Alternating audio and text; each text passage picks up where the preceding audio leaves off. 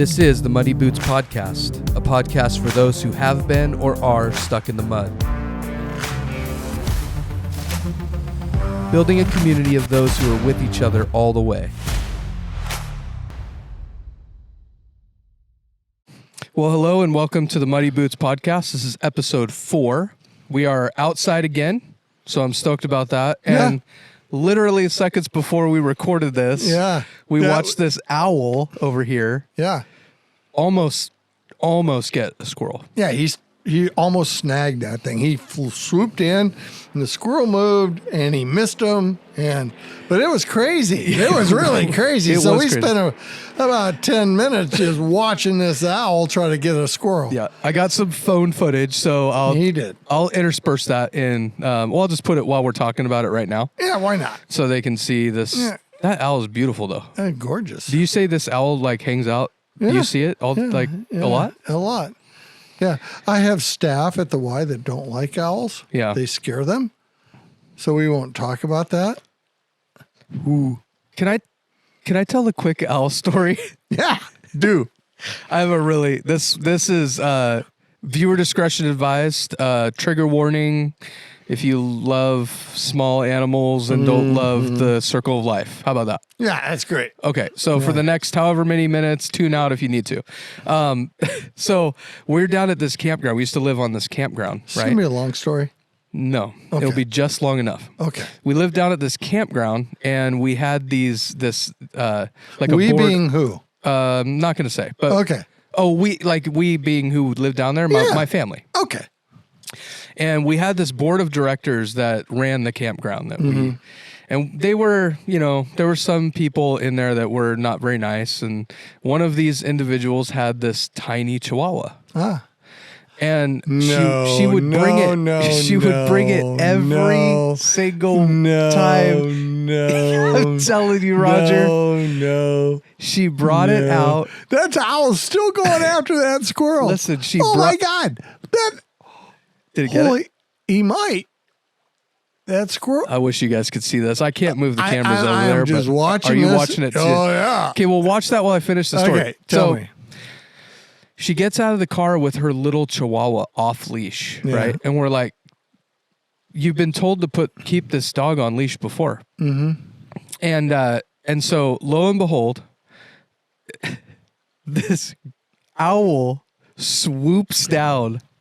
Roger, Oh my God. Did it get it?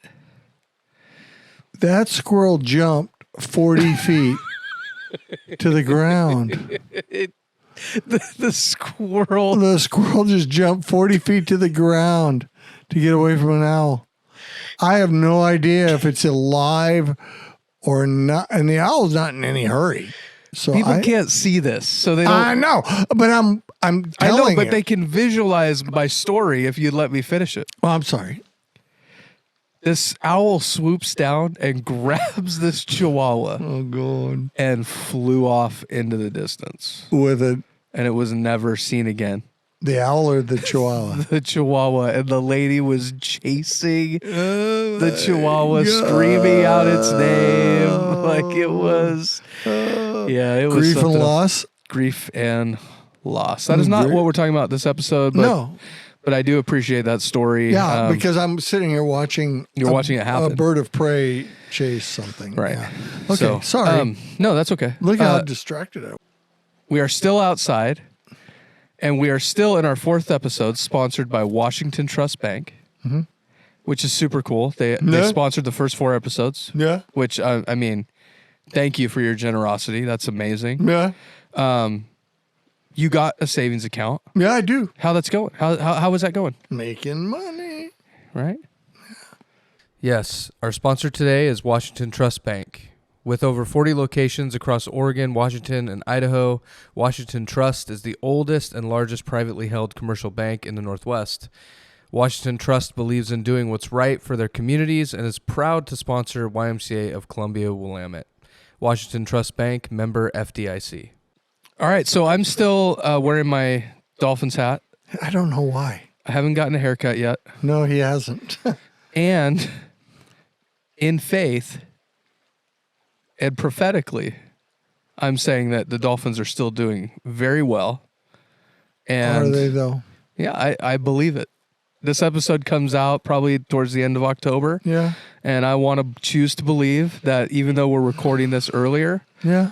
that they're still doing really well, and that's why I'm repping the gear. All right. Fine. So you just got back from vacation. I did. So what? Tell me a little bit about that. How'd that go? Oh, it was great. We flew to Minnesota to see family. Mm-hmm. We started out at Camp Patterson, a YMCA camp on Lake Washington. Beautiful. Beautiful. I took the canoes out and we went canoodling, right? I don't know if it's canoodling, but canoeing. And just had a really great time. I did spend a lot of time teaching. Oh, really? Yeah. On vacation? Oh, yeah. You know, we have all these classes going on and we're asynchronous online, so I can take it anywhere, which is great. And not great all at the same time because everybody else is doing things. And I'm stuck in my brother-in-law's basement making videos, grading papers, interacting with discussions, and doing work. How'd that make you feel? Well, not relaxed. Not vacation-y. Yeah, so you didn't really have much of a vacation, it sounds like. No, not really. Although one of the things we did do was at the end of the vacation was the PowWow. Okay, tell me about the PowWow. Well, the PowWow. So for 20 years in the Y, I talked about how the Sioux Nation, the Sioux Indians, the Dakota Sioux, they would come to the confluence of the Minnesota River and the Blue Earth River right there. And they would have a powwow because that was heaven on earth for them. Blue Earth,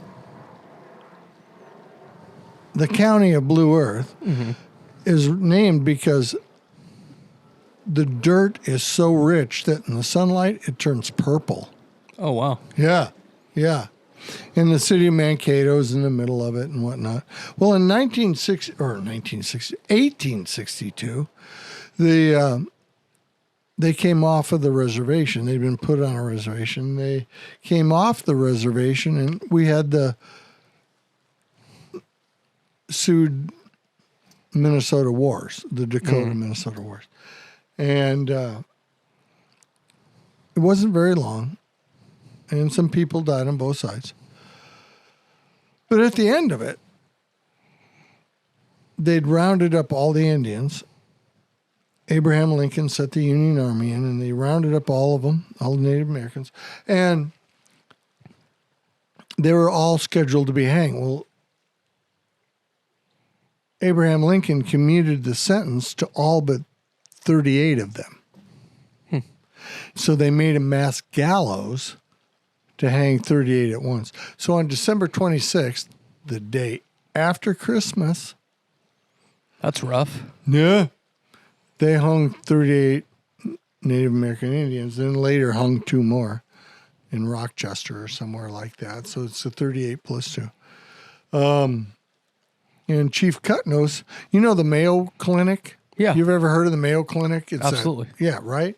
Well, the Mayo brothers and Dr. Mayo, he dug up Chief Cutnose's grave and had Chief Cutnose, his bones exhumed and had him in his clinic. And the Mayo brothers actually learned their trade from his bones. Wow. Yeah. I did not. That's nobody would know. Fascinating. So after that happened, they then had the scalping laws where if you saw a Native American, you could shoot him, bring in a scalp, they'd give you $2 or whatever. Wow. Crazy, right? So they did that. So then they made the mass grave of the 38, and it later became a garbage dump and ended up being a gas station. desecrating all these Native Americans. So Mankato and Blue Earth County went from being heaven on earth to being Gehenna, a place to be avoided at all costs, right? Well, that was until a YMCA executive director came into right relationship with a Sioux elder, Amos Owens, and one of the wise men of the Y, Bud Lawrence, and they all ended up on a 100-mile walk of reconciliation. And in 1972, they held the first PowWow that they've held since 18. Wow. Yeah. And so it was a story of how the YMCA can be a reconciliator to culture. And I like to tell the story because, well, turns out that YMCA executive was my father-in-law. Oh, wow. Yeah. So when I think, it's kind of hard to feed these kids, we feed thousands of kids. If he can reconcile the Sioux Nation to the county of Blue Earth, the city of Mankato, and the state of Minnesota, I can feed kids. If he can do that, I can figure out ways to give free swim lessons away. If he can do that, I can do this, right? Yeah. If he can reconcile that, I can do DEIB. That's I've never heard that story before. I'm really glad you shared it. I mean, that's powerful stuff. Yeah. Like I didn't realize the Y was part of that kind of reconciliation. Yeah. I mean, it's huge. That's noteworthy. Yeah. I mean, my father-in-law actually brought Martin Luther King to Mankato in 1961. Before he did the Walk on Selma, before he did yeah. So that's the historical PowWow. Yeah. And then the YMCA PowWow. Yeah. So what's the PowWow that was it affiliated with the YMCA it started out with just maybe 50 or 100 people in 1972. Yeah. Thousands. Oh, wow. Were there. Thousands. So now it's like it's huge. It's like an event. Monster. It's a big event. It's a huge event. Okay. Yeah. Wow. That's pretty cool to be a part of. Yeah. I mean, there's so many layers to that. You're historically tied to it from your family, but also tied to it here at the Y. Yeah. Totally. And probably something people don't really know about here in the Northwest. No, they don't. So. No. Yeah. And I mean, that brings up so many things about reconciliation and what can we do here and how can we be a part of that conversation and yeah. I know. Right? So pretty cool. Yeah, way cool. For me. Yeah. For me it is. And then you came back. Yeah. Yeah. And not to get, heavy again, but you've got some results from your health screening. Yeah, I right before I left, I went to my oncologist. We were supposed to ring the bell, right? You go through these series of checkups, and after a number of years, if you're clean, you get to ring the bell, and you're cancer free. Okay. And I'd been clean since 2019. And I went on September 5th, and we did the PET scan, and I lit up. I've got cancer. I have it in my lung. I have it in my intestines. Yep, it's back. Yeah. What do you do with that? Well, what don't you do with that? I mean, the best part is I've been through it once, so I know what to do. So I'm good. And we talked about this before. When you care about others more than yourself, Yeah. right? Same thing. Yeah. If this is how God chooses to take me out, this is how God chooses to take me out. I just want to go out walking the talk. Yeah. Right? That's all I want to do. We all die of something. Right. My doctor was kind of upset, my primary care. She asked me if I was retiring, and I said, no, I'm not. And she said, well, that's good. That's good. And I said, yeah, when I said I was going to die standing up, I didn't mean next week. And she goes, right. And I go, yeah, I know. So it is what it is. Still more work to do, though. I got work to do, and I'll do it until I'm here until I'm not here. Right. That's all I can say. Right. I'm here until I'm not. Okay. So you're going to be starting treatment? And I'm on a watch right now. She's not happy that I'm on a watch. She's calling the oncologist and going, what do you mean you have him on a watch? Why don't we radiate him right now? Yeah. We don't know. I'm just glad I have a doctor that loves me enough that wants to go to war for me. Yeah, absolutely. Right? Yeah. Because I don't know these things. I'm just a patient. And I agree. Because you're my friend and I want her to go to war for you. Yeah, me too. So why is it important that we talk about this on this podcast? Well, I mean, why would I bring this up? I don't know. Why did you? Yeah. As far as I know, it's life. Mm-hmm. Right? It is what it is. It's just life. And it's not like anybody's out to get me. It's not like God was pissed off or I did something back in 1994 that made him mad. So he goes, okay, you got this. Right? No. It's life. We, in America, whether we like to think about it or not, or even talk about, we like to think about prosperity gospel.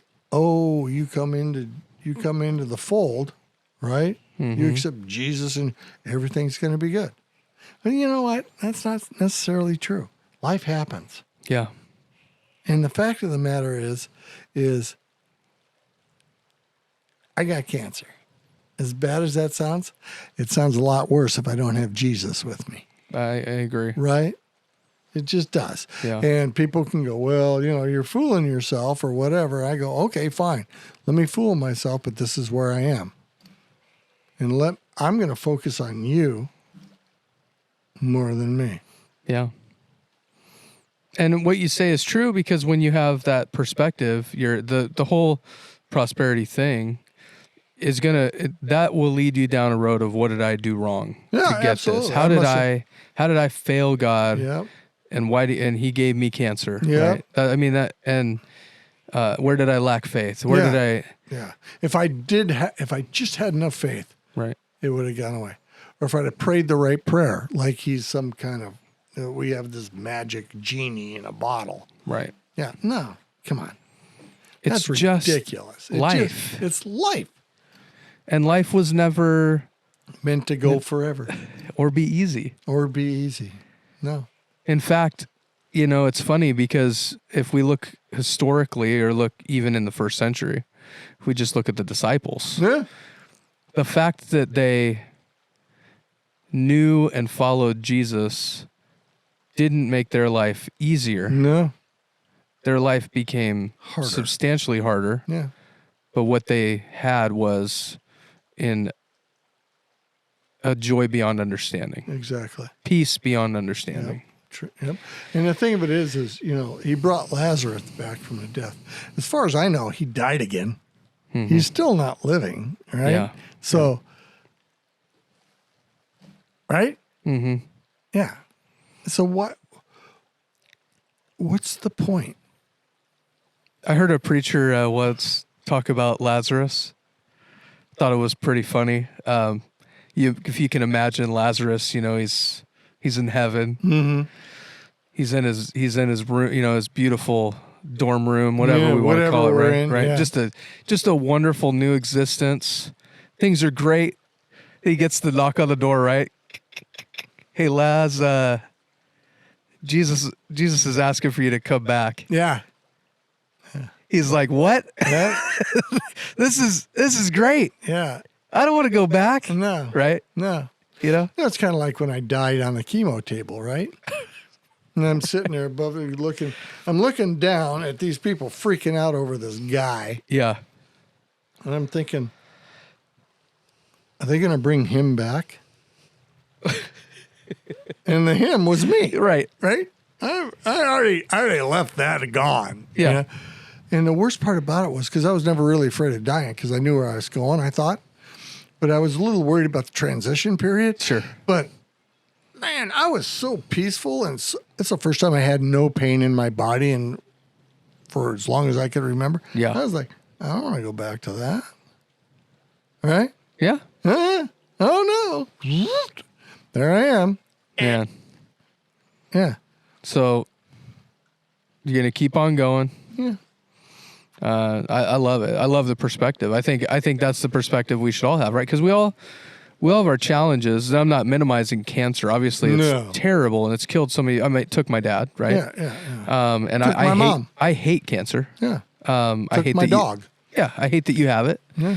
So I'm not minimizing it at all, No. but I'm saying, you said it. We all die from something. Everybody has life circumstances. Yeah. If we'd all just get past that part. Yeah. And just be able to be real enough to say, hey, yeah, I've got cancer. Now, what do we do? Yeah. How do we, we'll fight this, Yeah. but how do I live now to my fullest? Like, I want to be, I always tell people, like, I don't want to just be, you get these Christians who stare at the sky. Yeah. I'll call it that. Mm-hmm. When's Jesus coming back, right? I'm just going to stare off into the distance and hopefully he comes back soon because I hate this place. Yeah. Well, yada, yada, yada.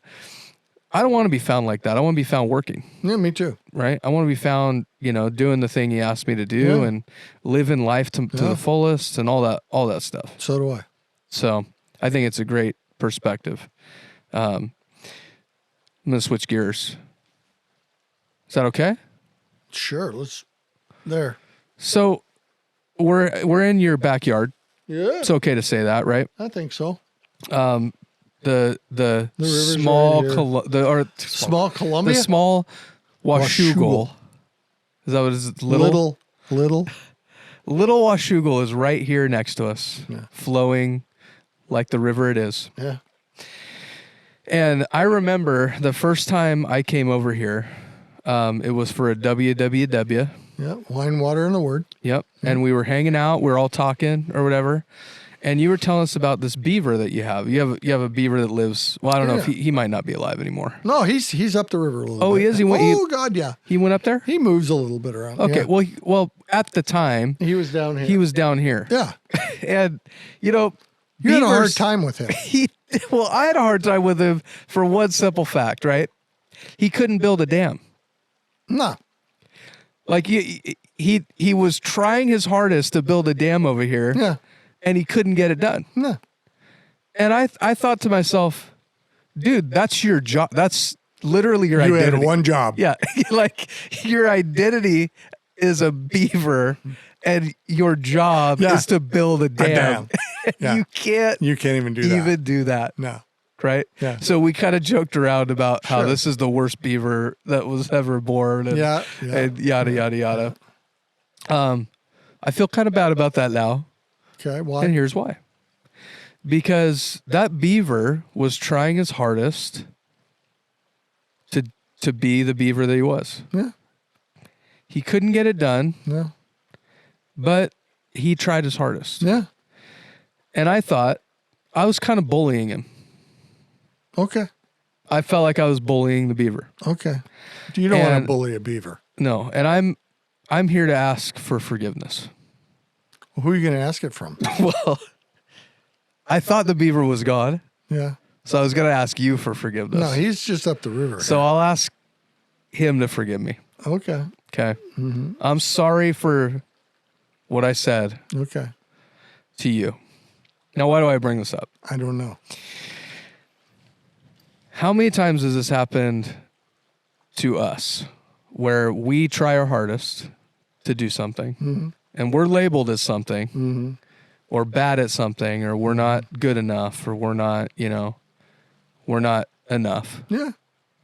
I mean, that's so many people's tapes. Oh yeah. The tapes in my head, right? Yeah. Yeah. I'm not I mean, good how many enough. people have sat in your Smart office? enough. Yeah, you have. And said, I'm not enough. Yeah. Right. And it's because, and that was obviously kind of a story to lead us into this. Okay. But people that are told over and over and over again, you're just not smart enough. You're not good enough. You're not. And that tape plays over and over and over in their head. Right. And when something happens in their life, so what brought this to my mind was you were talking about cancer, right? Yeah. And you might think I wasn't enough, or I didn't do good enough, or one might think that. Whatever. Yeah. Because of the tapes they're playing in their head. Sure. And then they might be tempted to then give up on life. Yeah. So how do we get, what are some tactics to get past that tape? Because almost all of us have it. Almost all of us have had someone minimize us in some way. Yeah. What do we do? Because not everyone's going to ask for, like I asked for forgiveness from that beaver. Yeah. Not everyone's going to do that. No. How do we get past that? Well, one of the things that I do with people is I literally have them write down everything that their tape says. Mm-hmm. I'm not pretty enough. I'm not smart enough. I'm not good enough. ... Whatever it is. They write it all down, right? And those are the tapes that play. And most of them come from when they were kids, right? And then I sit there and I look at them, Matt, and I go, you're an amazing dad. You're a great friend. You're a wonderful pastor. You're a cool person. We start writing all these things down. Right. Right? And here's the lies that are told to you, and here are the truths. And we're going to write these things down, and I want you to I write them in a piece of paper, right? And I give them to you. And when those tapes start playing, you can pull it and go, no. Yeah. That's not who I am. I am good enough. I am smart enough. I am pretty enough. I am a good enough father. I am a good enough mother. I am a good enough friend. Right. I am loved. I am lovable.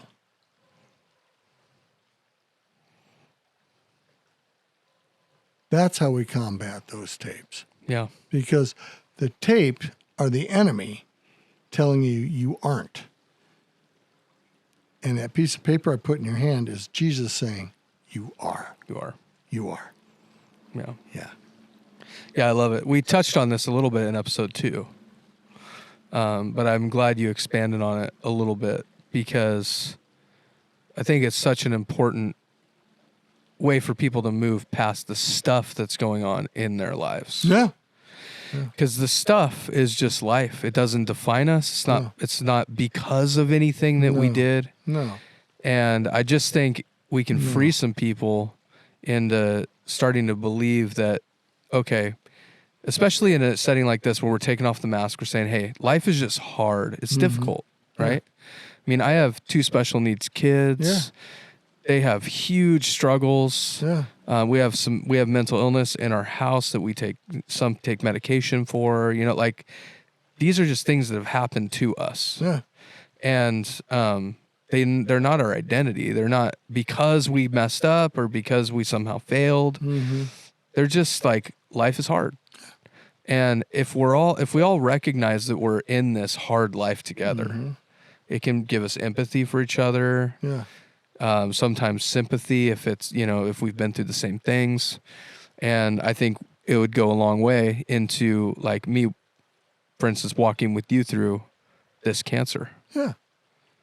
We find that we have a lot more in common than we have different. Yeah.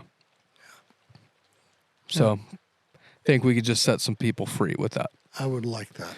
With that knowledge. If I can go to heaven after doing that, right? Right. That'd be good.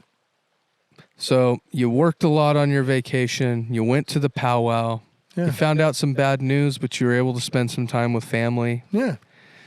You did some canoeing. I did. You enjoyed some time. I did. And then you came back. And I came back. And here we are. And here we are talking about it. Talking about it. Yeah. So anything else from your vacation that's noteworthy or that you want to expand on? I found a 1950s TV with a round tube. It was like cool. Really? I bought it on the spot. Yeah. And the family's like, does it work? I said, I don't know. Don't care. And I don't care. It's cool. Right? Yeah. Yeah. So that's what I did. Hey, you brought that puppy home. And I brought that puppy home. Did you guys drive out? No, I shipped it. It cost me more to ship than I'd paid for. I was going to say. I didn't care. No. Have you tested it? It doesn't even have a plug. Oh, okay. So it doesn't work. I don't know. I can't plug it in. The answer is no. It does that. Dude, that thing does not work. Okay. I'm just telling you. Okay. But it's cool. It's way cool. It's way cool. Way cool. One last question before we sign off. Yeah. Did the owl catch the squirrel? Nope. Okay. Really? Nope. So bad owl too, huh? Well, you know, it's not easy being an owl. I won't say anything about the owl though, because I feel like I've learned my lesson today. Have you? I have. Okay. Well, I'm gonna leave. If I can be here while you learned a lesson, yeah. I'm letting the owl off the hook today. You're good. Because you know what? It tried its hardest. It did. Just didn't get it today, but it might get it tomorrow. It's on a diet. All right. So with that is our 4th episode of the Muddy Boots podcast. Yeah. We're still in search of a name for you guys, for you, the audience. Help us out, please. Roger doesn't like either of the two that my family have brought to the table. I really don't. So it's possible that there have been a couple more comments since then. Boy, I hope so. Please, please, please, I need to get him off my back about this. And we need a name. Yeah. We need a name for you. Yeah. Just plain and simple. So we can call you something. A dirty soul. Yep. Yeah. Yep. So hopefully we'll be revealing to you the next sponsor on our next podcast. That'd be great. And yeah, that's it for today. All right. So thanks, Roger. Hey, thank you. Yeah. I enjoyed it. Appreciate your vulnerability, your honesty, taking off the mask. Hey, if I can help people, I'm here. Yeah, we do it so that hopefully you'll do it. Yeah. So we love you so much, and we'll see you next time. Ciao.